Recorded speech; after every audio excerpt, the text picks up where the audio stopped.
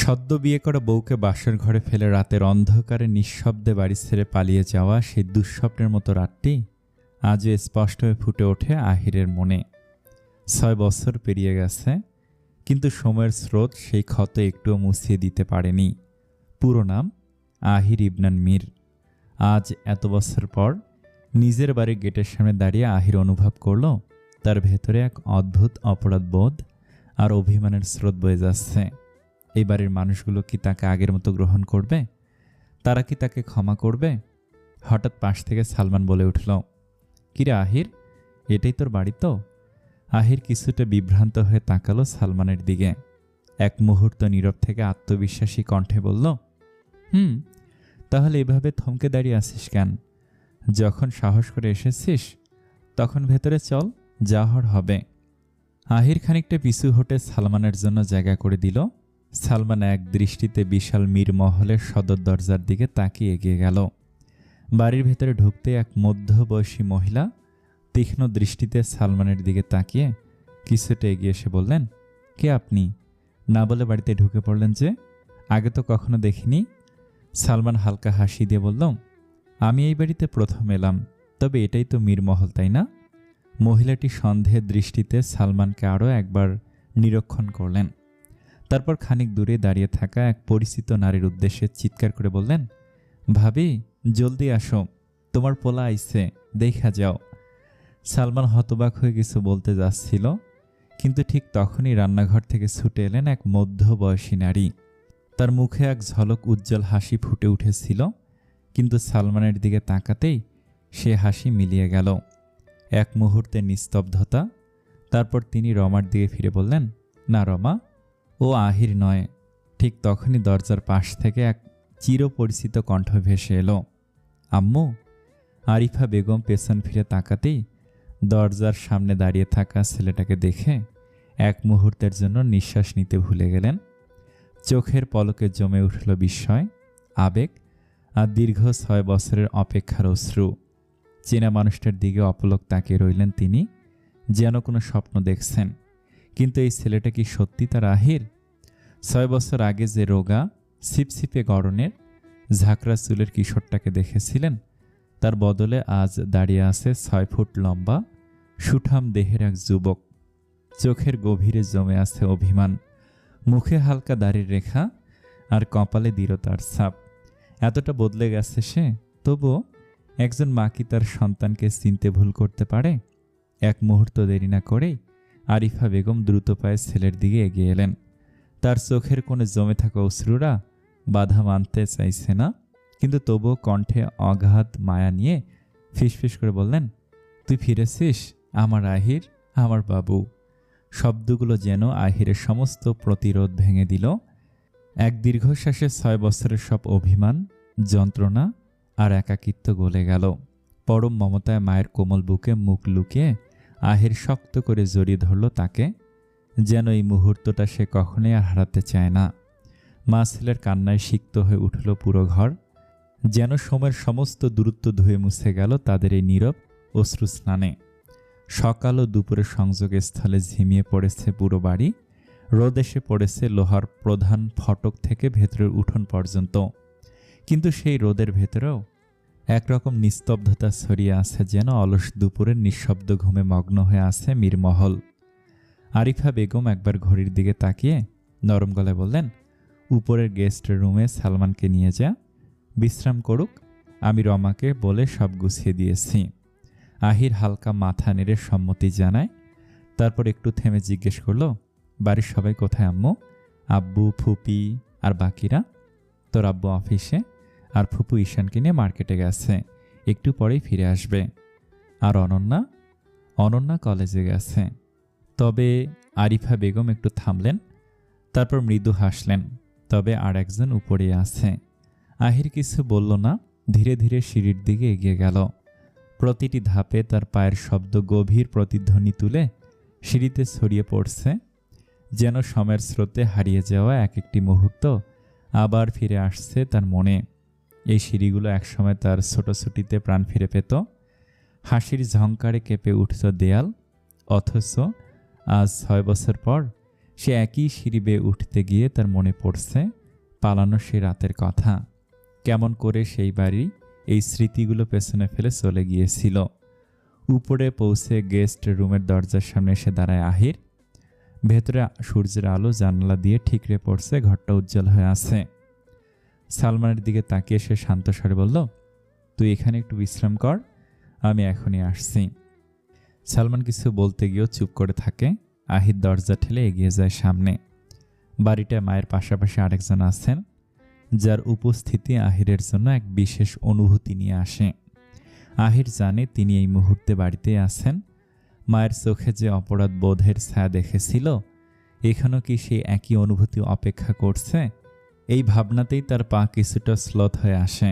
দরজার সামনে এসে থামে আহির। গভীর শ্বাস নেয়, যেন নিজেকে প্রস্তুত করছে। তারপর ধীরে ধীরে হাত বাড়িয়ে দরজার কপাট ঠেলে ভেতরে ঢোকে। ঘরটা সময়ের ভারে কিছুটা ম্লান, কিন্তু এখানকার প্রতিটি জিনিস যেন এক অদৃশ্য স্মৃতির কোলাহলে এখনও মুখরিত।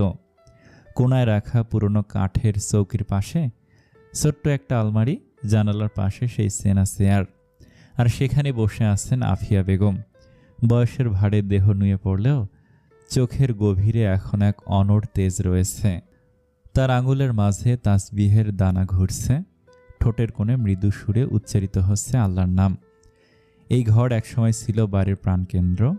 প্রতিদিন দুপুরে নাতি নাতনির দল ছুটে আসত, দাদির চারপাশে ঘুরঘুর করত, হাসি ঠাট্টায় মুখরিত থাকত প্রতিটি কোণা।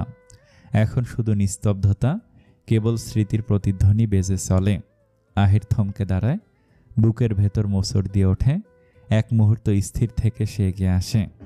আফিয়া বেগম ধীরে ধীরে তাসবিহ থামিয়ে অনুভব করেন কার উপস্থিতি। হালকা চোখ তুলে তাকিয়ে খানিকক্ষণ কিছু না বলে শুধু দেখেন সামনে দাঁড়িয়ে আছে এক চেনা ছায়া। কে? কণ্ঠে বিস্ময়ের সাথে একরাশ অনুভূতি। আহির ধীরে ধীরে দাদির সামনে এসে বসে, ঠোঁটের কোণে সেই পুরনো দুষ্টু হাসি। কেমন আছো দাদিমা? আফিয়া বেগম কিছুক্ষণ চুপচাপ তাকিয়ে থাকেন, যেন চোখের সামনে যা দেখছেন তা বিশ্বাস করতে পারছেন না। হাতের চশমাটা খুলে আবার ভালো করে পড়ে চোখ কসলালেন। আমি কি ঠিক দেখছি? তুই তুই কি আহির? আহির দাদির কাঁপা হাতে নিজের হাত রাখে, গলায় পুরনো চেনা সুর। হ্যাঁ বেবি, তুমি ঠিকই দেখছ। এতদিন পর তোমার সেকেন্ড জামাই ফিরে এসেছে। জামাইকে হাক করবে না, নাকি নতুন কাউকে খুঁজে নিয়েছ? আফিয়া বেগমের ঠোঁট কেঁপে ওঠে। কোনো কথা বলতে পারেন না তিনি, শুধু কাঁপা হাতে আহিরকে কাছে টেনে নেন, শক্ত করে জড়িয়ে ধরেন বুকের মাঝে। তার চোখের কোণে ভিজে যায়, গাল বেয়ে অশ্রু নেমে আসে। আমার সোনা, আমার দাদু ভাই, তুই সত্যি ফিরে এসেছিস? এটা কি স্বপ্ন দেখছি নাকি? আহির নরম হেসে দাদির হাত দুটো শক্ত করে ধরে। হ্যাঁ, এটা আমি, তোমার দাদু ভাই। আমাকে চিনতে পারছো না? তুমি কিন্তু বদলে গেছো বেবি। আফিয়া বেগম হাসতে হাসতে চোখের পানি মুছে বলেন, আরে হ্যাঁ, তুই তো আমার একমাত্র দাদু ভাই। কতদিন পর দেখছি তোকে। আহির মৃদু হাসে, দাদির হাতের উষ্ণতায় যেন সব অভিমান ধুয়ে যায়। বাড়িটা, এই ঘর, এই মানুষটা সবকিছু আগের মতোই আছে, শুধু সময়ের ব্যবধানটাই ছিল দীর্ঘ। দাদির ঘর থেকে বেরিয়ে করিডোরে পা রাখতেই আহিরের মনের ভেতর এক অদ্ভুত শূন্যতা নেমে এলো, এক ধরনের অস্বস্তি, যেন কিছু একটা ঠিক নেই। গেস্ট রুমে সালমানকে পাঠানো হয়েছে, সেটা তো স্বাভাবিক, কিন্তু আম্মু কেন তাকে গেস্ট রুমে যেতে বললেন? তার মনে ভেসে উঠল আম্মুর কিছুক্ষণ আগের বলা কথা। তুই যাওয়ার পর তোর বাবা এত রেগে গিয়েছিল যে তোর সমস্ত ছবি, তোর ছোঁয়া লেগে থাকা জিনিসপত্র সব পুড়িয়ে ফেলেছে। তিনি বলেছিলেন তুই তার রক্তের সম্পর্কের বিশ্বাস ভেঙেছিস, এই বাড়িতে তোর কোনো জায়গা নেই।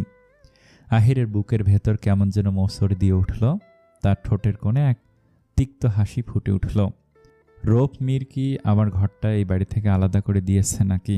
ধীরে ধীরে পায়ের ভার বাড়িয়ে এগিয়ে গেল নিজের ঘরের দিকে। দরজার সামনে এসে কিছুক্ষণ থমকে দাঁড়ালো, হাতটা ধীরে ধীরে দরজার দিকে বাড়ালো, যেন তার ভেতরে এক অজানা সংখ্যা কাজ করছে।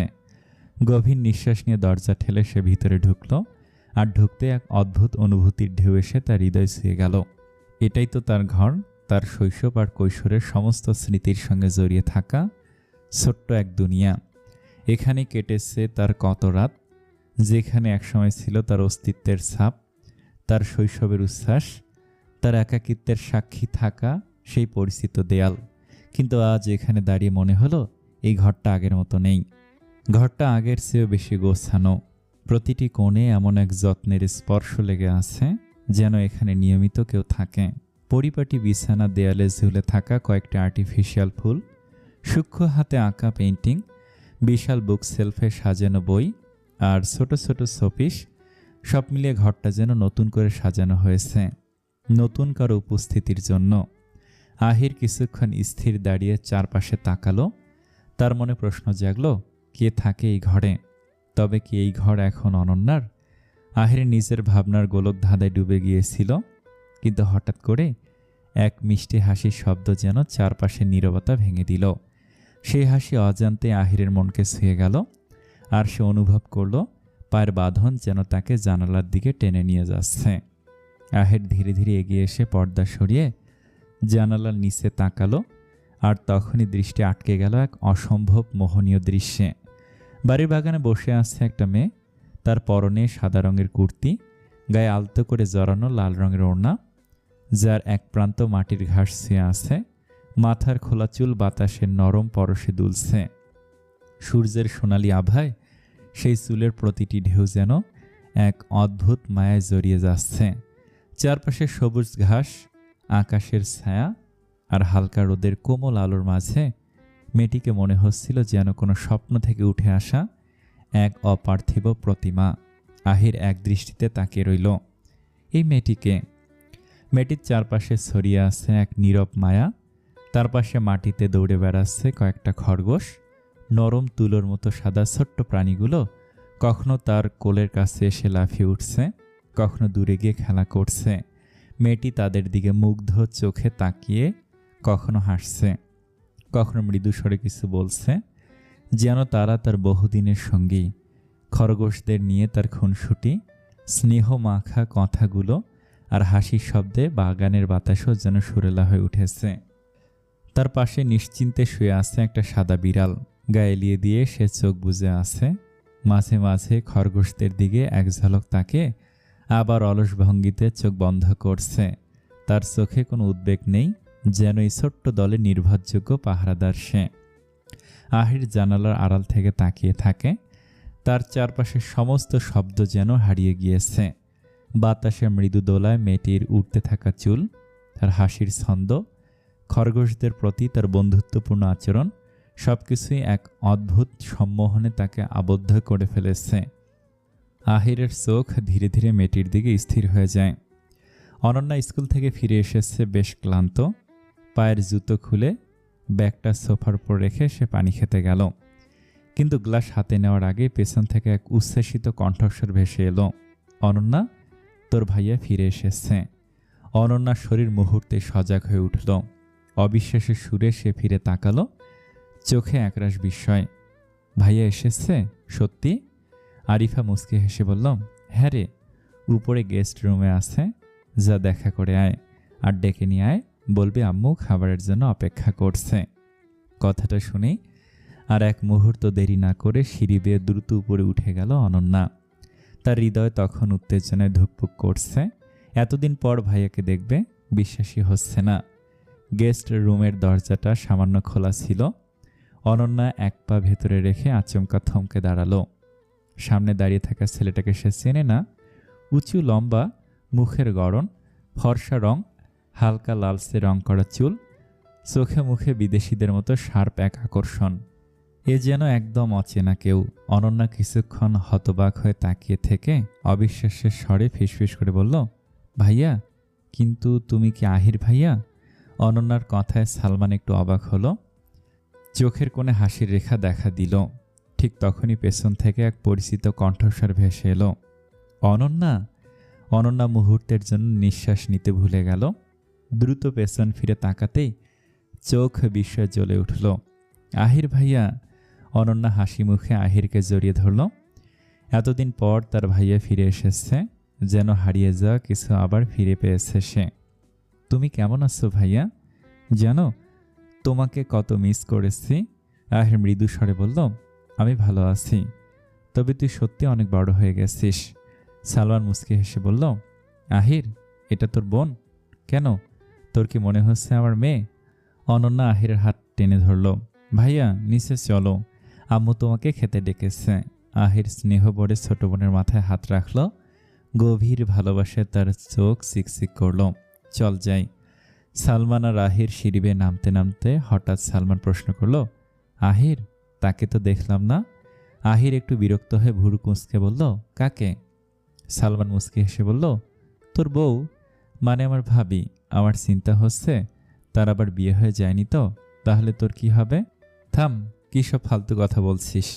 বিয়ে হয়ে বাচ্চা হয়ে গেলেও আমার কিছু যায় আসে না। তুই নিচের দিকে তাকিয়ে হাঁট, নয়তো সোজা ওপর থেকে নিচে চলে যাবি। আহিরের কথায় সালমান 1 সেকেন্ডের জন্য চুপ করে গেল, তারপর আবার হাসল। অনন্যার রাগ গাঢ় হয়ে উঠল। সে ইচ্ছে করে পিছন থেকে সালমানকে একটু ধাক্কা দিয়ে দিল। সালমান ভারসাম্য হারিয়ে আহিরকে ধরে রাখার চেষ্টা করল, তবে এতে বিপত্তি আরও বাড়ল। আহির নিজেকে সামলাতে গিয়ে ভারসাম্য হারালো। ঠিক তখনই সিঁড়ি দিয়ে নুহা উপরে উঠছিল। পরিস্থিতি এমনভাবে তৈরি হলো যে আহির এক প্রকার নুহাকে নিয়ে মেঝেতে পড়ে গেল। মাটিতে পড়ার মুহূর্তে আহির তার ডান হাত দিয়ে নুহার মাথাকে আঘাত থেকে বাঁচানোর চেষ্টা করল। ফলে নুহার মাথা আহিরের হাতের ওপর এসে ঠেকল, আর আহির নিজেই পড়ে গেল নুহার ওপর। কিছু মুহূর্তের জন্য পুরো পরিবেশটা থমকে দাঁড়ালো। নুহা ভয়ের চোখ বন্ধ করেছিল। মনে হচ্ছিল যেন এক মুহূর্তের জন্য তার নিঃশ্বাস আটকে গেছে। আহির অপ্রস্তুত হয়ে নুহার মুখের দিকে তাকিয়ে রইল। তার চোখে সযত্নে আটকে রইল নুহার মুখ, যা থমথমে আর এলোমেলো চুলে ঢাকা। ঠিক তখনই সালমান দ্রুত এসে বলল, আমার ভাই, তুই ঠিক আছিস তো? আহির যেন হঠাৎ বাস্তবে ফিরে এলো। দ্রুত নিজের ভারসাম্য ঠিক করে উঠে দাঁড়ালো। তারপর নুহার দিকে হাত বাড়িয়ে বলল, আই এম সরি, আপনার লাগেনি তো? নুহা এক মুহূর্ত থমকে দাঁড়ালো। আহিরের হাতের দিকে তাকিয়ে কিন্তু ধরল না, নিজে ধীরে ধীরে উঠে দাঁড়ালো। অনন্যা ছুটে এসে উদ্বিগ্ন কণ্ঠে বলল, আপু, তুমি ঠিক আছো তো? আর এটা তোমার কি অবস্থা হয়েছে? আহির নুহার দিকে তাকিয়ে দেখল তার মুখ এবং হাতে কিছুটা মাটি লেগে আছে। নুহা চুলগুলো ঠিক করতে করতে বলল, ওই বাগানে ছিলাম তো তাই। তারপরে কিছু না। আর কোনো কথা না বলে দ্রুত সিঁড়ি দিয়ে উপরে চলে গেল। আহির এক মুহূর্ত নীরবে দাঁড়িয়ে রইল। তার চোখে কিছু অজানা প্রশ্নের ঝলক ছিল। তারপর ধীরে ধীরে অনন্যার দিকে তাকে জিজ্ঞেস করল, অনন্যা, এটা কে? অনন্যা রান্নাঘরের দিকে যেতে যেতে বলল, এটা তো নুহা আপু। নুহা? নামটা শুনতে আহির থমকে গেল, যেন নামটা তার মনে কোথাও গভীর দাগ কেটে গেল। কিছুক্ষণ চুপ থেকে নিজের মনে বলে উঠল, নুহা। সালমান পাশে থেকে ফিসফিস করে বলল, আহির, এমন করে কি দেখছিস? তোর কিন্তু বউ আছে। বাই দা ওয়ে, মেয়ে তো নয়, পড়ি। আমার সাথে মানাবে বল? এটা তোর কোন বোন? আহির কিছুক্ষণ ভেবে নিজের হাতে তাকালো। সেখানে নুহার হাত থেকে কিছুটা মাটি লেগে আছে। তারপর হালকা মুচকি হেসে বলল, আমার বউ। সালমান অবাক, এক প্রকার চমকে উঠল। তোর বউ? আহির কোনো উত্তর না দিয়ে সিঁড়ির দিকে তাকিয়ে রইল, যেখানে নুহা কিছুক্ষণ আগে উঠে গিয়েছিল। আহিরের চোখে ছিল এক অদ্ভুত ভাব, যেন কিছু অপ্রকাশিত অনুভূতির গভীরে হারিয়ে গেছে। সালমান তাকে মৃদু ধাক্কা দিয়ে বলল, তুই ঠিক আছিস তো? সন্ধ্যা নেমে এসেছে। জানালার বাইরে সূর্যের শেষ রশ্মিগুলো ধীরে ধীরে লুকিয়ে যাচ্ছে। অন্ধকারে চারপাশে পা রেখে রুমের ভেতর গুমোট এক পরিবেশ সৃষ্টি করছে। ড্রয়িং রুমে সবাই বসে আছে, একমাত্র আহিরকে ঘিরে। আহির চুপচাপ নিস্তব্ধ হয়ে বসে, তার চোখ বারবার নিচের দিকে নামছে, যেন কোনো উত্তর দিতে তার আর ইচ্ছে নেই। প্রশ্নগুলো যেন দেয়াল ভেদ করে তার দিকে ছুটে আসছে, চুপ হয়ে বুকের ভেতরে জমে উঠছে, চাপ হয়ে বুকের ভিতর জমে উঠছে। তুমি এতদিন কোথায় ছিলে? কোনো খবর দিলে না কেন? এখন হঠাৎ ফিরে এলে কোত্থেকে এলে? আহির মুখে তুলে বলল, আমি ইতালিতে ছিলাম, ওখানে পড়াশোনা শেষ করেছি। তবে কিভাবে গেলাম, কার সাহায্যে পৌঁছালাম, আর এতদিন কিভাবে কাটালাম, এসব আমি বলতে পারবো না। ঠিক তখনই দরজার পাশে একটু আওয়াজ হলো। সবাই একে একে তাকালো। আফিয়া বেগম আসলেন, তার পাশে দাঁড়িয়ে নুহা। ঘরের পরিবেশে হঠাৎ যেন নতুন কোনো নাটকের দৃশ্যের সূচনা হলো। সবাই চুপ হয়ে গেল, রুদ্ধশ্বাস পরিবেশে, অজানা অপেক্ষা। আফিয়া বেগম মিষ্টি হাসি দিয়ে বললেন, নুহা, এই যে আমার দাদুভাই আহির, দাদুভাই নুহা। আহির যেন এক অদ্ভুত কৌতূহলে ডুবেছে, নীরবে বসে আছে। দৃষ্টি আটকে ছিল নুহার মুখে, যেন সেখানে এক অপরিচিত আকর্ষণ। নুহা অপ্রস্তুত হয়ে কিছুটা দ্বিধায় মুখ তুলে তাকালো। দুজনের চোখাচোখি হলে মুহূর্তে নুহা তার চোখ সরিয়ে নিল, যেন কিছু বোঝার চেষ্টা করছে। নুহা বলল, দাদুমণি, এবার আমি আসি। আফিয়া বেগম একটু অনুরোধের সুরে বললেন, এখানে থাক না দাদুমণি, তোকে কখনো জোর করিনি, কিন্তু আজ করছি। নুহার মুখে অগোচরে বিরক্তির ছাপ স্পষ্ট, তার চোখে কোনো আগ্রহ নেই, যেন এই পরিবেশের মধ্যে তার থাকা কোনোভাবেই টেনে নেয়া এক অযৌক্তিক কাজ। সোজা গিয়ে একটা চেয়ারে বসল, যেন তার কাছে এখানকার কোনো কিছুই সঙ্গতিপূর্ণ নয়। আহির আজ প্রথমবার নুহাকে ভালো করে দেখল। তার চোখের সামনে যেন 6 বছর আগের এক টুকরো স্মৃতি উঠে এলো। রৌফ মীরের সেই ঘোষণা আজ স্পষ্ট মনে পড়ে, তোমার বিয়ে ঠিক করেছি। সেদিনই প্রথমবার আহির নুহার নাম শুনেছিল। বিয়ের দিন এক ঝলক দেখেছিল নুহাকে, কিন্তু তখন তার হৃদয়ে ছিল রাগ, অভিমান আর অনিচ্ছার এক তীব্র ঝড়। সেদিন নুহার দিকে কোনোভাবে তাকায়নি, এমনকি মনে মনে প্রতিজ্ঞা করেছিল আর কোনোদিন তাকাবে না। কিন্তু আজ যেন কিছু বদলে গেছে। নুহা তার সামনে বসে আছে একেবারে সহজ স্বাভাবিকভাবে, অথচ আহিরের চোখ বারবার তার মুখের দিকে ছুটে যাচ্ছে, যেন এক অপ্রতিরোধ্য আকর্ষণ। নুহার প্রতিটি রেখা, প্রতিটি অভিব্যক্তি যেন আজ আলাদাভাবে তার চোখে ধরা দিচ্ছে। যে প্রতিজ্ঞা আহির করেছিল আর কখনো তাকাবে না, সে প্রতিজ্ঞার ভাঙনের শব্দ আজ আহিরের মনের গভীরে প্রতিধ্বনিত হচ্ছে। আহির বারবার তার দৃষ্টিকে সামলে নিতে চেষ্টা করছে, কিন্তু পারছে না। বাড়ির সবাই নিজেদের মধ্যে কথা বলতে ব্যস্ত। রৌফ মীর অফিস থেকে ফিরে ড্রয়িং রুমে ঢুকে সোফায় বসে থাকা ছেলেটিকে দেখে থমকে গেলেন। বুকের ভেতর এক অদ্ভুত ঝাঁকুনি অনুভব করলেন। ছেলেটি তার একমাত্র ছেলে আহির। এই ছেলের জন্য কত রাত নির্ঘুম কেটেছে, কত জায়গায় খুঁজেছেন, কত চিন্তা করেছেন, তবু আজ তাকে দেখে মুখে কোনো হাসি ফুটল না, বরং মুহূর্তে রৌফ মীরের মুখ কঠিন হয়ে উঠল, যেন সমস্ত আবেগ চেপে রেখেছেন। তার গলা থেকে বের হলো শীতল প্রশ্ন, তুমি এখানে কি করছো? ঘরে উপস্থিত সবাই যেন স্তব্ধ হয়ে গেল, কেউ এমন কথা আশা করেনি। আরিফা অবাক হয়ে তাকালেন তার স্বামীর দিকে। আহির আস্তে করে উঠে দাঁড়ালো, তার চোখে অনুশোচনা আর কণ্ঠে অপরাধবোধ মেশানো। আব্বু, কেমন আছো? রৌফ মীর ঠোঁট শক্ত করে বললেন, কে তোমার আব্বু? আমার কোনো ছেলে নেই, যে ছিল সে 6 বছর আগে আমার কাছে মরে গেছে। রৌফ মীরের এই কথায় ঘরে যেন ঝড় বয়ে গেল। উপস্থিত সবাই স্তব্ধ হয়ে গেল। আরিফা বেগম নিজের ধৈর্য ধরে রাখতে পারলেন না, উত্তেজিত কণ্ঠে বলে উঠলেন, আপনি এসব কি বলছেন? এতদিন পর ছেলেটা ফিরে এসেছে আর আপনি খুশি হতে পারছেন না? রৌফ মীর সরু চোখ করে বললেন, আমার খুশি হওয়া উচিত? মনে নেই 6 বছর আগে তোমার ছেলে কি করেছিল? আমার মান সম্মান, এই পুরো বংশের মান সম্মান সব মাটি করে সে পালিয়ে গিয়েছিল। কেন পালিয়েছিল জিজ্ঞেস করো তাকে। শব্দগুলো যেন ঘরের দেয়ালগুলো কাঁপিয়ে দিল। সময় থমকে দাঁড়িয়ে গেল। আহির মাথা নিচু করে মাটির দিকে তাকিয়ে বলল, আব্বু, আমি জানি আমি ভুল করেছি, কিন্তু রৌফ মীর কটাক্ষ করে হাত তুলে আহিরকে থামিয়ে দিলেন। চুপ, আমি তোমার কথা শুনতে চাই না। এই বাড়ি থেকে বেরিয়ে যাও, এই বাড়িতে তোমার কোনো জায়গা নেই। আরিফা বেগম রৌফ মীরের দিকে তীব্র দৃষ্টিতে তাকিয়ে চিৎকার করে উঠলেন, বেরিয়ে যাবে মানে? ও এই বাড়ির ছেলে, ও কেন বেরিয়ে যাবে? আর কেন ও বাড়ি ছেড়ে গিয়েছিল সেটা আপনি জানেন না, শুধু ওর দোষ খুঁজছেন কেন? আপনি কি কখনো নিজে ভুল কিছু করেননি?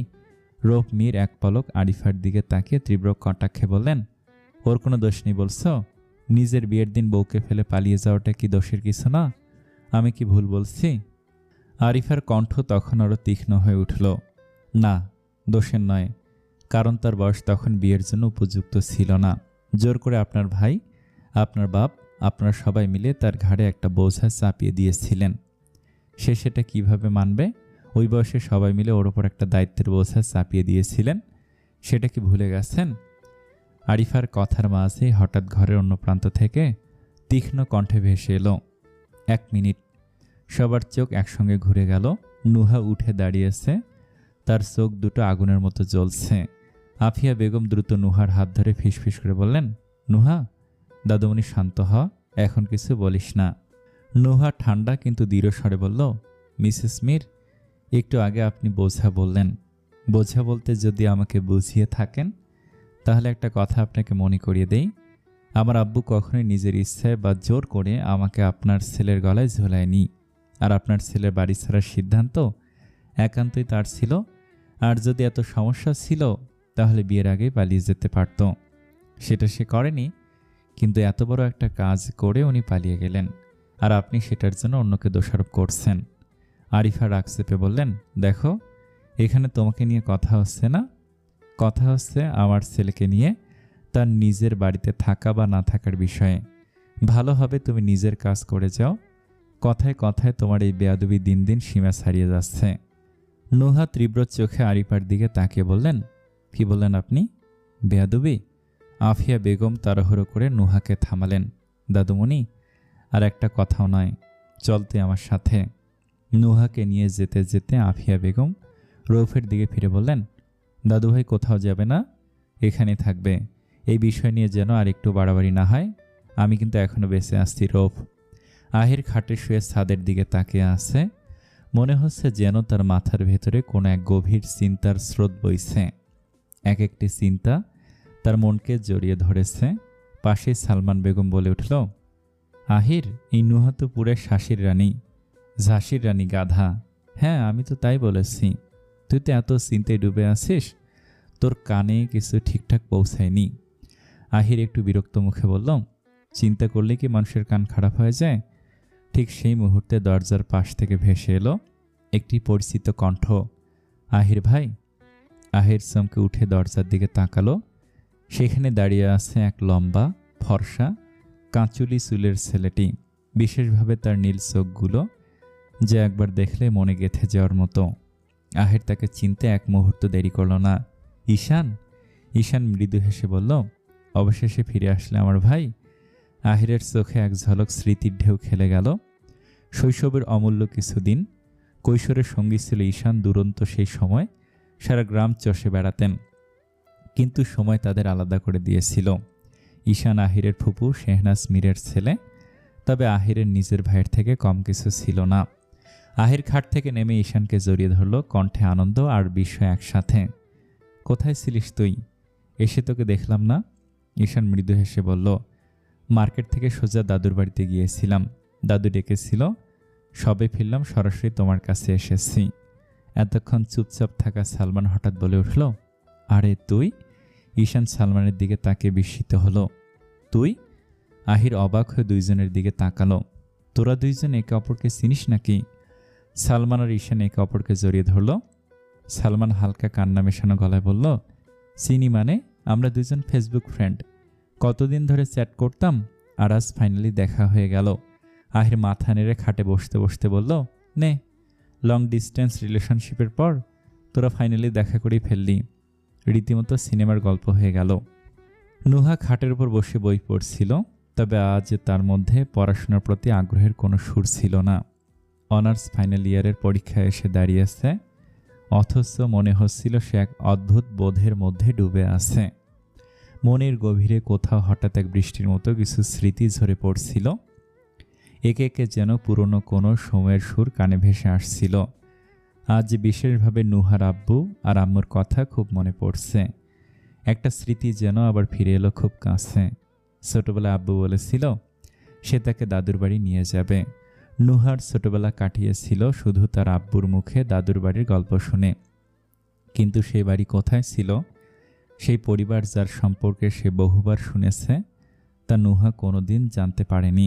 তার আব্বু ফায়াজ মীর কখনই খোলামেলা হয়ে সে বাড়ি নিয়ে কিছু বলতেন না। নুহা জানত তার আব্বু এবং তার বড় ভাইয়ের মধ্যে দ্বন্দ্বের কারণে ফায়াজ ঘর ছেড়ে চলে গিয়েছিলেন, আর তারপর থেকে পরিবারের সাথে কোনো যোগাযোগ রাখেননি। তখন ফায়াজ মীর অবিবাহিত ছিলেন। নুহার বয়স তখন 15।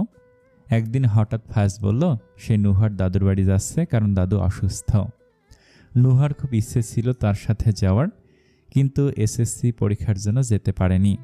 তবে কিছুদিন পর যখন সে প্রথমবারের মতো দাদু বাড়ি যাওয়ার সুযোগ পেল, তার মনে ছিল অজস্র আনন্দ, অদম্য কৌতূহল। কারণ জীবনের প্রথমবারের মতো সে নিজের চোখে দাদুর বাড়ি দেখতে পাবে, দাদুর সাথে দেখা করতে পারবে। কিন্তু আজ একান্তে নুহা ভাবতে পারে সেই সিদ্ধান্ত যে তার জীবনের প্রথম জটিলতার স্ফুরণ ঘটাবে, সে তা কখনোই ভাবেনি। তার পরের দিনগুলো নুহার জীবনে এক অমীমাংসিত গল্প হয়ে দাঁড়িয়েছে, যেটি আজও পূর্ণতা পায়নি। নুহার চোখে অঝরে পানি ভরে উঠল, তার অশ্রু যেন একে একে মনের গহীনে বয়ে যাচ্ছে। নুহা নিজেকে কিছুটা শান্ত করার চেষ্টা করল, কিন্তু মনের গভীরে যে সব স্মৃতি ঘুরপাক খাচ্ছিল তা থামানো সহজ ছিল না। তবে শেষ পর্যন্ত সে নিজের পড়াশোনার প্রতি মনোযোগ দিতে চেষ্টা করল। রাত তখন প্রায় 12টা, তবে আহিরের চোখে ঘুম নেই। বিছানায় শুয়ে শুয়ে তার মনের ভিতরে ভিতরে অস্থিরতা কাজ করছিল। সময় যেন তাকে ঘুরিয়ে ফিরিয়ে এমন কোনো কিছুর সামনে এনে দাঁড় করিয়ে রেখেছে যা ঠিকঠাক জায়গায় বসছিল না। এই কয়েক বছরে পরিস্থিতি অনেক বদলেছে, আর আহির ভালো করে বুঝতে পারছে সেই পরিবর্তনের গভীরতা। হঠাৎ করে আহির বিছানায় আর থাকতে পারল না, ঘর থেকে বেরিয়ে করিডোরে পা বাড়ালো। মনে অদ্ভুত এক অস্থিরতা, চোখের সামনে সবকিছু যেন ঝাপসা হয়ে যাচ্ছে, সবকিছু অজানা, অদেখা কিছু একটা তাকে তাড়া করছে। হাঁটতে হাঁটতে একসময় একটি ঘরের সামনে এসে থেমে গেল। দরজা খোলা, অল্প আলো ছড়িয়ে পড়েছে ভেতরে, তবে ভেতর থেকে কোনো শব্দ আসছিল না। অল্প সময় আহিরের বুঝতে দেরি হলো এটা তার ঘর, কিন্তু কে থাকে এখানে এই প্রশ্নের উত্তর তার মনের মধ্যে ঘুরছিল। কৌতূহল তাকে তাড়িত করছিল, যেন অজানা কিছু তাকে ডাকছে, যেন একটি অব্যক্ত গল্প তাকে অনুসরণ করছে। এক মুহূর্তে সে সিদ্ধান্ত নিল ভিতরে যাবে। ধীরে ধীরে সে পা বাড়ালো। ঘরের দরজার কাছে পৌঁছাতে তার কিছুটা সংকোচ অনুভূত হলো। তারপরও অনেক ভাবনা চিন্তা শেষে সে পা বাড়িয়ে ঘরের ভেতর প্রবেশ করল। ঘরের মধ্যে একটা নিস্তব্ধতা। চোখ পড়ে ঘরের মাঝখানে থাকা নুহার দিকে, বিছানায় এলোমেলোভাবে শুয়ে আছে। তার পাশে বইগুলো ছড়িয়ে ছিটিয়ে, তার হাতে একটি ফ্রেম আঁকড়ে ধরে শুয়ে রয়েছে। আহির আস্তে করে ফ্রেমটা হাতে তুলে নিল। তার চোখে ভেসে উঠল এটা নুহার আব্বু আম্মুর ছবি। হঠাৎ এক আশ্চর্য চিন্তা তার মনের মধ্যে আসলো। কেন নুহা ছবি নিয়ে শুয়ে আছে? তার আব্বু আম্মু কোথায়? তারা কি এই বাড়িতে থাকেন না? আহির তো আসার পর তাদের দেখেনি। যদি তারা এখানে না থাকেন তবে নুহাকে কেন রেখে গেছে? এর পিছনে নিশ্চয়ই কোনো বিশেষ কারণ আছে। তবে তার ভাবনার কিছুটা চিরে পড়ল। নুহা একটু নড়েচড়ে ওঠে এবং তাতে আহির দ্রুত পায়ে ঘর থেকে বেরিয়ে গেল। বাইরে সূর্য তখন উঠে পড়েছে। আকাশে সোনালি রঙের আলো ছড়িয়ে পড়েছে, যেন পৃথিবী স্নিগ্ধতার মিষ্টি পরশ পাচ্ছে। নতুন দিনের শুরু, আর সে সূর্যের আলোতে সবকিছু যেন এক ভিন্ন রূপে উদ্ভাসিত হচ্ছে। নুহা রেডি হয়ে নিচে নামলো। আজ যে তার ভার্সিটি যাওয়ার দিন। ব্যাগটা ঠিকঠাক করতে করতে দরজার দিকে এগিয়ে গেল। হঠাৎ গেটের সামনে দাঁড়িয়ে থাকতে দেখল আহির আর সালমানকে। দুজনে একরকম রেডি, হয়তো কোথাও বের হবে।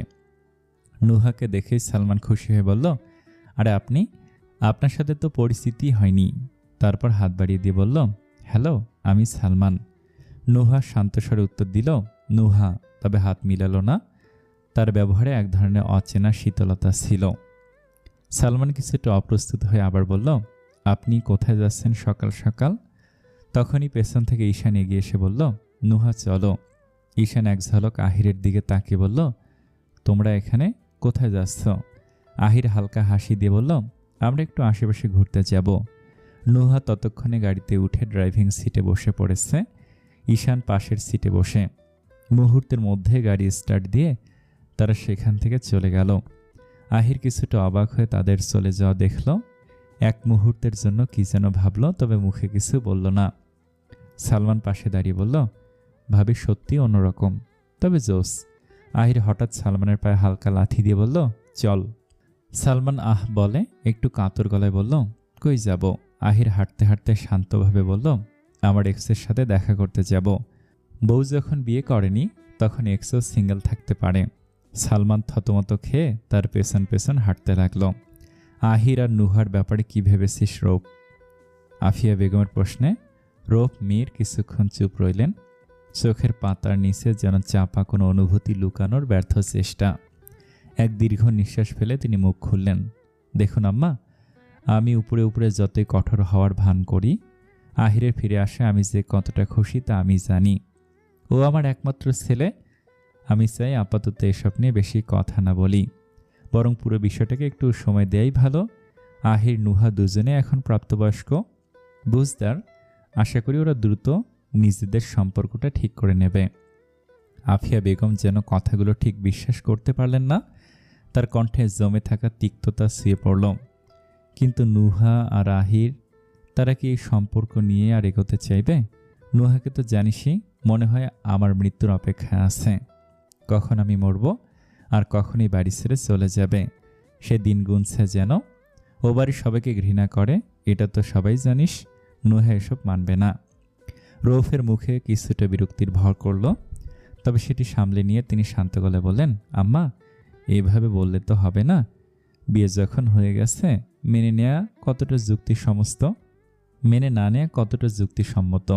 তাছাড়া আপনি ভালো করেই জানেন আব্বার ইচ্ছেও তো এটাই ছিল। আর আমাদের বংশে এসব সারাসারি হয় না, সেটাকে আপনি ভুলে গেছেন আম্মা। এখন আপাতত কয়েকদিন কাটাতে দিন, তারপর এসব নিয়ে ভাবব। তারপর হাতঘড়ির দিকে একবার তাকে রূপ দাঁড়ালেন। আম্মা, আমি এখন আসলাম, অফিসে দেরি হয়ে যাচ্ছে। এরপর তিনি দ্রুত ঘর থেকে বেরিয়ে গেল। আহির আর সালমান একটি পুরনো দোতলা বাড়ির সামনে এসে দাঁড়ালো।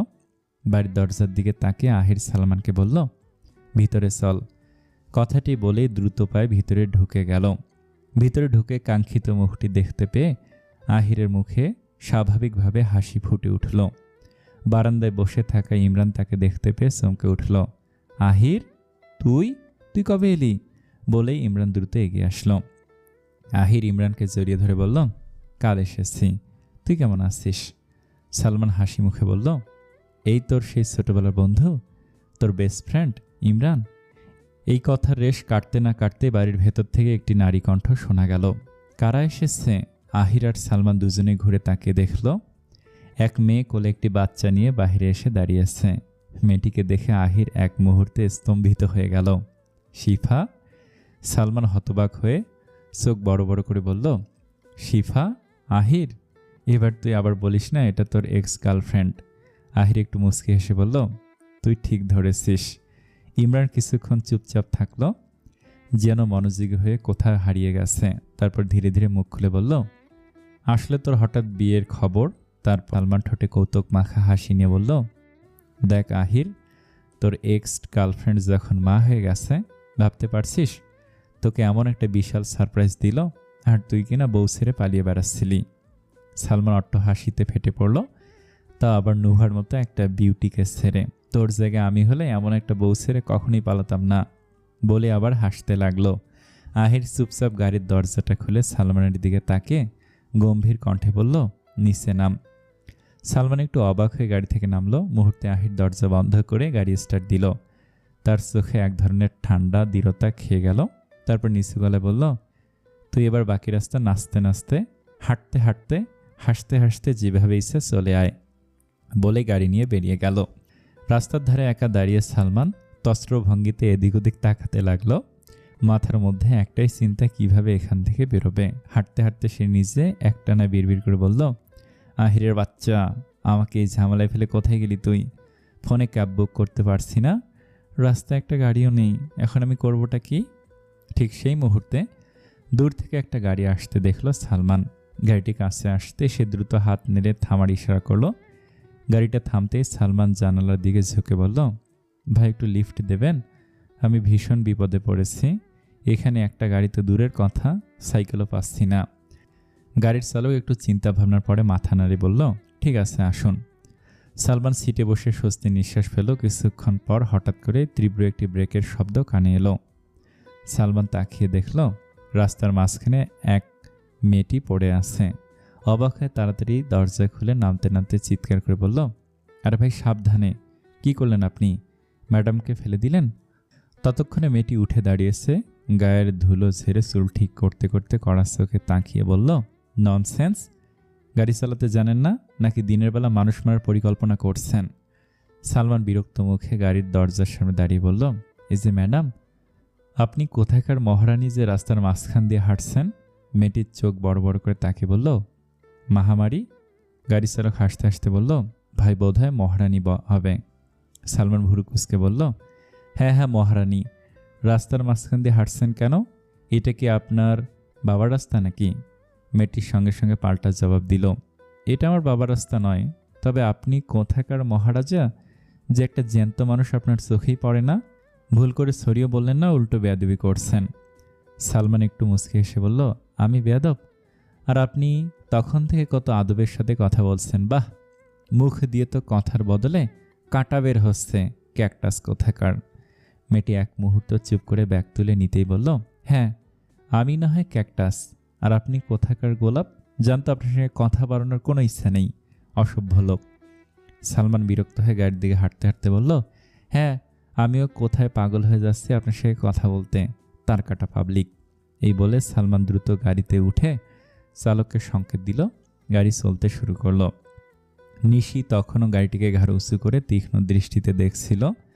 নিশি তার হাতের কনুইয়ের দিকে তাকালো, জায়গাটা বেশ ছিলে গেছে, ব্যথা একটু জ্বালাপোড়া করছে, রক্ত আসছে মনে হয়, তবে তার রাগ ব্যথার চেয়ে অনেক বেশি। দাঁতের দাঁত চেপে বলল, অসভ্য, অশালীন, বিশৃঙ্খল, অভদ্র লোকটা। আর যদি সামনে পাই সেদিন তোকে বোঝাবো, এমন করে বোঝাবো যে জীবনে ভুলতে পারবি না। আহির গেস্ট রুমের ব্যালকনিতে দাঁড়িয়ে নিচের রাস্তার দিকে তাকিয়েছিল, তার চোখ খুঁজছিল সালমানকে আসছে কিনা। হঠাৎ তার দৃষ্টি আকৃষ্ট হলো একটি গাড়ির দিকে, যা ধীরে ধীরে তার দৃষ্টিসীমার মধ্যে প্রবেশ করলো। গাড়ি থামতেই নুহা নামতে শুরু করলো। আহিরের ভুরু একটু কুঁচকে গেল।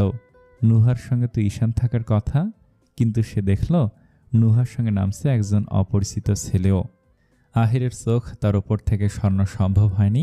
নুহা ও সেই অচেনা ছেলেটি একে অপরের সাথে হাসাহাসি করতে করতে বাড়ির ভেতরে ঢুকে গেল। আহির কিছুক্ষণ দাঁড়িয়ে রইল, কিন্তু কিছু দেখার আর ইচ্ছে রইল না, দ্রুত ব্যালকনি থেকে নিচে নেমে এলো। আহিরের সাথে নুহার দোতলার করিডোরে মুখোমুখি দেখা হয়ে গেল। নুহা তার দিকে তাকিয়ে চোখ সরিয়ে নিল।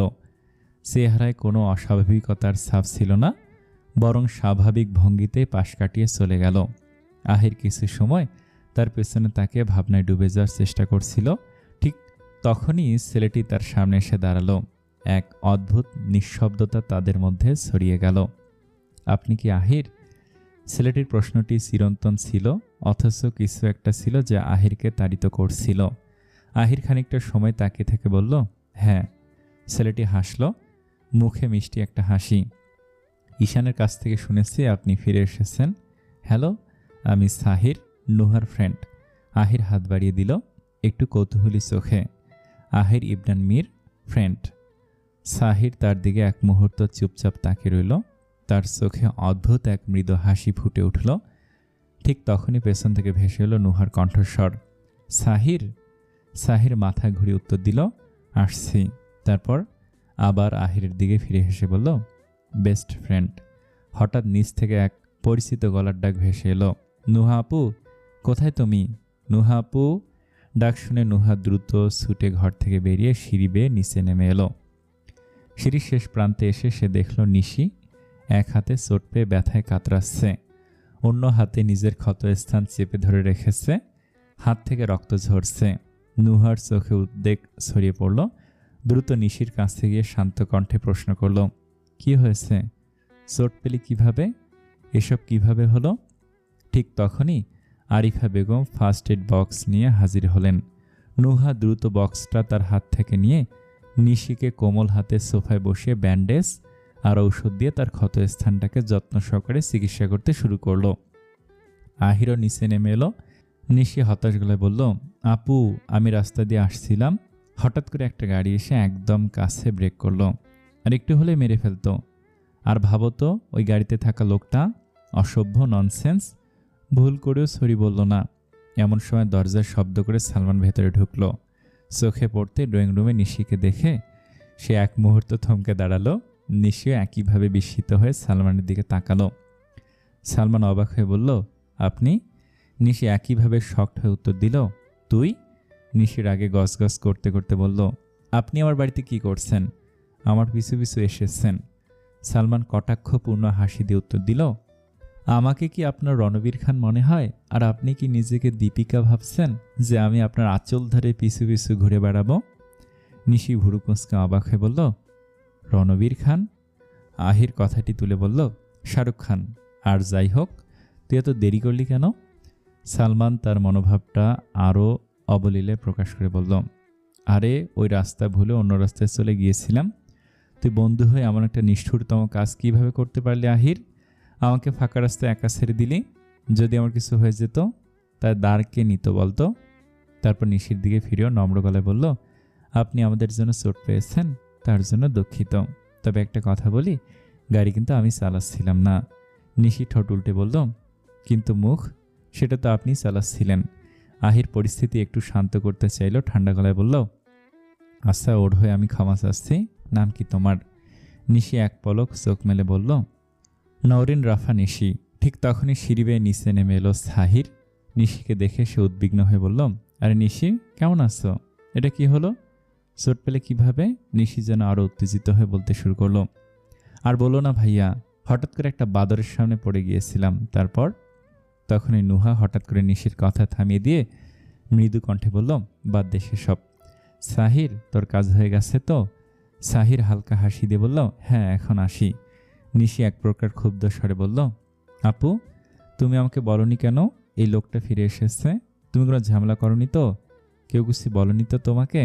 আর আহির ভাই, উনি কিছু বলেনি তো? আমাকে অনন্যা বলল, আর শুনে আমি চলে এসেছি। নুহা শান্ত গলায় বলল, শান্ত হ নিশি, আমি কেন ঝামেলা করব? আমাকে কে কি বলবে? কেউ কিছু বলেনি, আর তোকে পাকনামি করতে কে বলেছে? নিশি এক লাফে নুহাকে জড়িয়ে ধরে বলল, আপু, এখন কি করবে? যদি সবাই সম্পর্কটা নিয়ে কথা বলে, তোমাকে যদি মেনে নিতে বলে, তোমার কি কষ্ট হচ্ছে আপু? আমি ভালো করেই জানি তোমার ভেতরে ভেতরে কি চলছে। তুমি স্বীকার না করলেও আমি জানি। নুহা মুখে এক সিলতে হাসি এনে বলল, আমার ছোট বুদ্ধিমতী বোন, কত বুঝিস তুই। আপনাকে এত কিছু ভাবতে হবে না। তবে সত্যি বলতে, আব্বু আম্মুর কথা খুব মনে পড়ছিল। তুইও ছিলি না, খুব একা লাগছিল। তুই তো ভালো করে জানিস এই বাড়িতে অনেক লোক থাকলেও তুই ছাড়া আমার কেউ নেই। নিশি তৎক্ষণাৎ নুহার হাত ধরে বলল, আমি অতটাও ছোট নেই আপু। আমি কিন্তু এইচএসসি দিয়েছি, বাদ দাও সেসব। এখন তো আমি চলে এসেছি, এবার আর তোমার মন খারাপ থাকবে না। এই বলে নিশি নুহাকে কাতুকুতি দিতে শুরু করলো। নুহা হাসতে হাসতে বলল, নিশি থাম, থাম বলছি। তুই কিন্তু শুধু পরীক্ষা দিয়েছিস, এখনো পাশ করিসনি। দাঁড়া, তোকে দেখাচ্ছি। নিশি হাসতে হাসতে বলল, পাশ অবশ্যই করব। দুই বোনের হাসি আর খুনসুটিতে পুরো ঘর যেন প্রাণ ফিরে পেল। কিন্তু তারা টের পেল না, ঘরের বাইরে থেকে একজোড়া চোখ তাদের এই সব কিছু দেখল, আর তার কান তাদের সমস্ত কথা শুনল। আহির আফিয়া বেগমের ঘরে ঢুকে দেখল তিনি শান্তভাবে চেয়ারটায় বসে জানালার বাইরে তাকিয়ে আছেন, যেন অদৃশ্য কিছুতে মনোযোগ নিবদ্ধ করেছেন। ঘরের নিস্তব্ধতা আর বাইরের বাতাসের মাঝে একটা গভীর ভাবনায় নিমজ্জিত তিনি। আহির ধীর পায়ে এগিয়ে গিয়ে তার পাশে বসে পড়ল।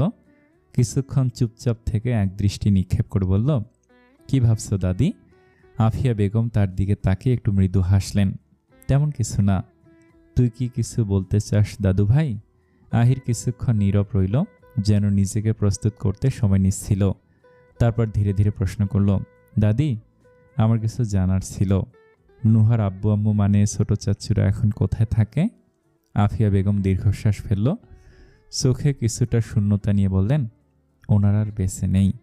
আহির তার প্রশ্ন শুনে এক মুহূর্তের জন্য স্থির হয়ে গেল, যেন কিছু বুঝে উঠতে পারছে না। তারপর অস্থিরভাবে আবার প্রশ্ন করল, বেঁচে নেই মানে? আফিয়া বেগম কিছুটা থামল, মনে হয় যেন অনেক কিছু বলতে চাচ্ছেন, কিন্তু বলা হয় না।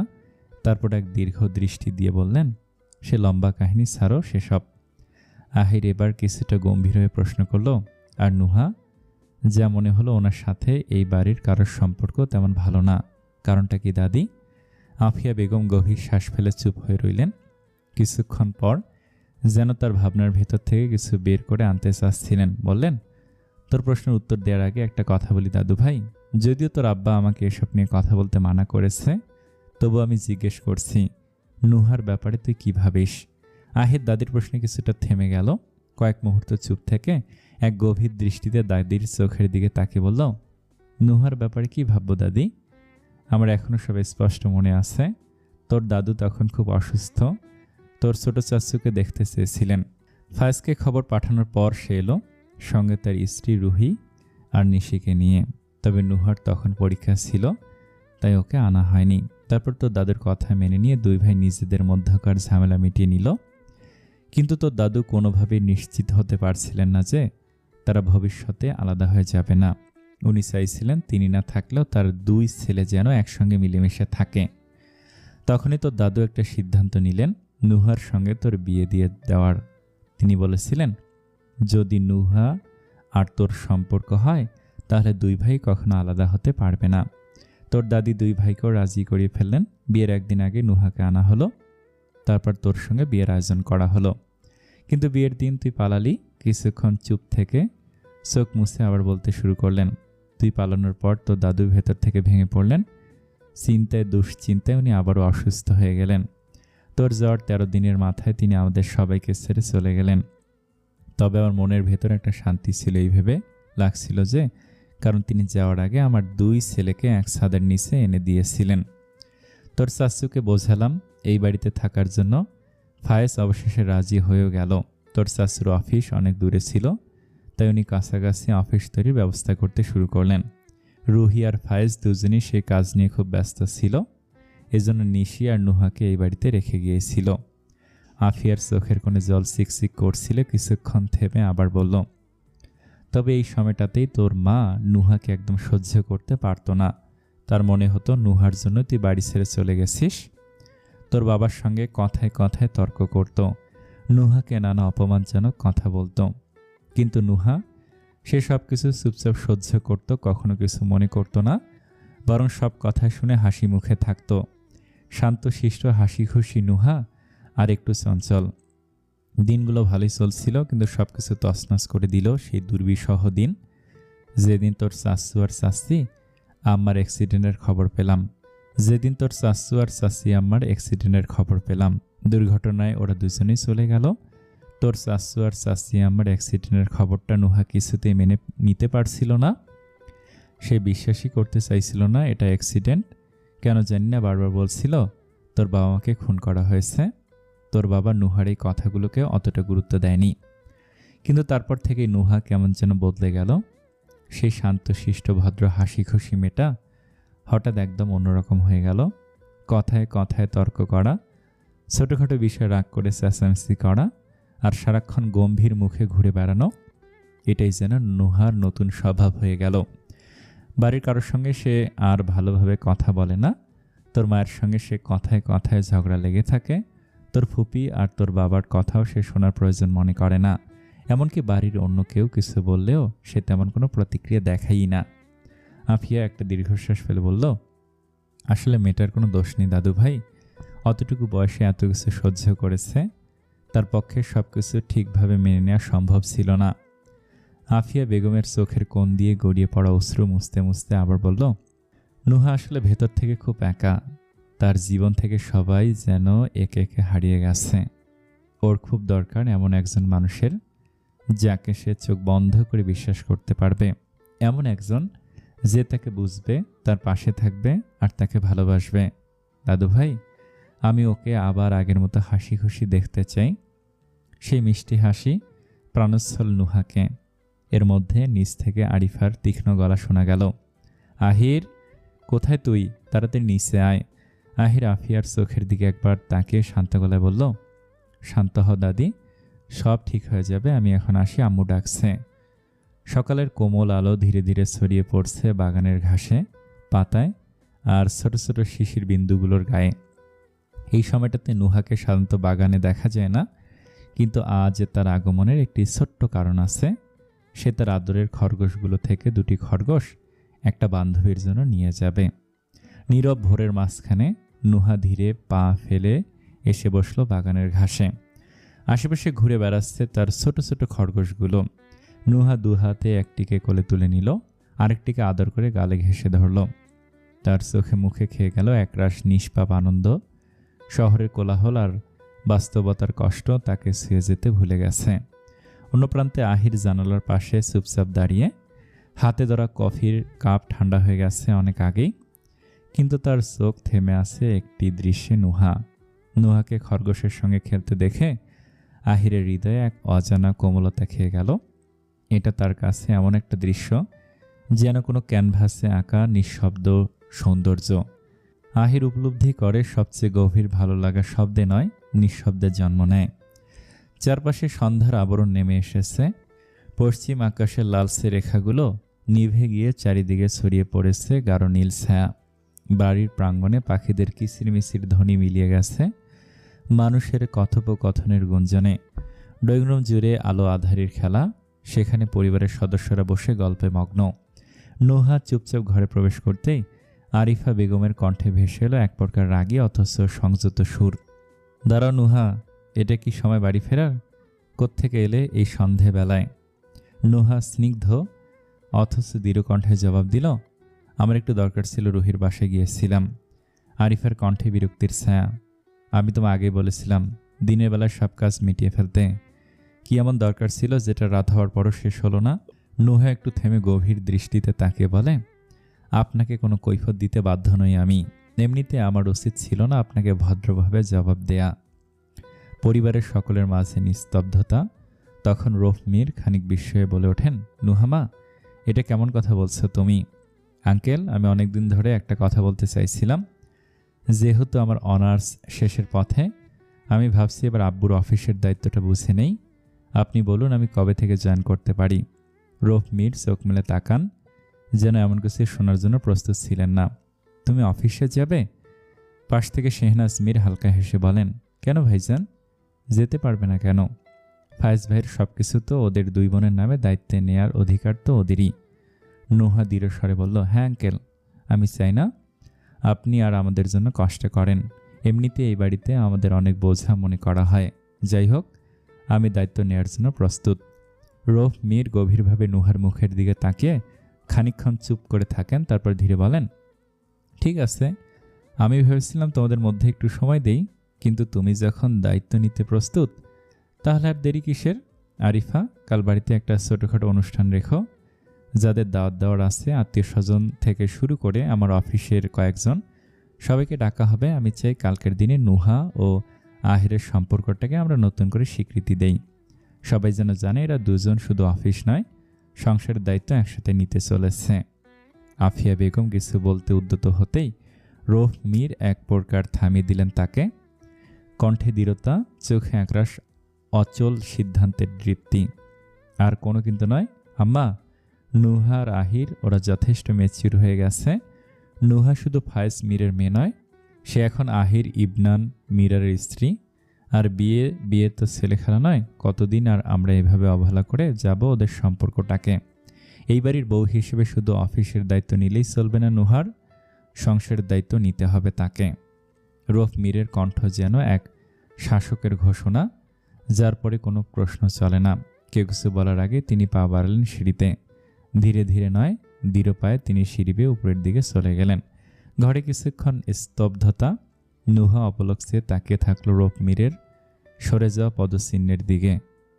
চোখে পড়েনি কারো তার বুকের ভেতর এক অনামা আলোড়ন চলছে, আচমকা, যেন ভেতরের কোনো অস্থিরতা। আর থামাতে না পেরে, কোনো কিছু না বলে এক প্রকার দৌড়ে সিঁড়ির দিকে ছুটে গেল সে। তার পায়ে ধ্বনি ছুঁয়ে গেল ঘরের নিস্তব্ধতা। নিশির ঘরের দরজাটি খুলতে চোখে পড়ে নুহা মেঝেতে বসে আছে। তার চোখ দিয়ে নীরব এক জলের ধারা অবিরাম গড়িয়ে পড়ছে। পাশে নিঃশব্দে বসে রয়েছে তার বিড়াল শেরু, যার চোখেও যেন প্রতিফলিত হচ্ছে নুহার বেদনার প্রতিচ্ছবি। শেরু তাকিয়ে আছে নুহার দিকে নিঃশব্দে, সহানুভূতির এক অপার ভাষায়। নিশি ধীরে ধীরে এগিয়ে এসে বসল নুহার পাশে, কণ্ঠে উদ্বেগ আর ব্যথার মিশেল। আপু, তুমি কান্না করছো? তোমার তো প্রতিবাদ করা উচিত ছিল, সবার সামনে বলা উচিত ছিল তুমি এই বিয়ে মেনে নিচ্ছ না। তুমি তো এই সম্পর্কটা বাঁচাতে চাও না, তাই না? নিশি বলে যাচ্ছিল নিজের সব আবেগ দিয়ে। হঠাৎ নুহা থেকে শক্ত করে জড়িয়ে ধরল। এই জড়ানোই ছিল ভাঙা আত্মার আর্তনাদ। কান্না যেন তখন আরও গাঢ়, আরও গভীর হয়ে উঠল। আমি জানি না নিশি, আমার ভেতরটা যেন একেবারে ফাঁকা। মনে হচ্ছে আমি হারিয়ে যাচ্ছি কোথাও, অসহায় লাগছে, আমি ঘৃণা করি এ বাড়িকে, এই মানুষগুলোকে। সব কিছু যেন আমার জীবনটা গিলে ফেলেছে। ঘৃণা করি ওই সময়টাকে, ঘৃণা করি সেই মানুষটাকে, যেদিন 6 বছর আগে শুরু হয়েছিল এই যন্ত্রণার অধ্যায়। সংসার নামের এই আবরণটা ছিঁড়ে ফেলে আমি যদি মুক্ত হতে পারতাম। এই কথা শেষ হওয়ার আগে দরজার ধীরে কড়ানোর শব্দ হলো। নিশি উঠে গিয়ে দাঁড়ালো দরজার সামনে। দরজার ওপাশে দাঁড়িয়ে আহির, মুখে অস্বস্তির এক ছায়া, চোখে অপরাধ বোধের স্পষ্ট চিহ্ন।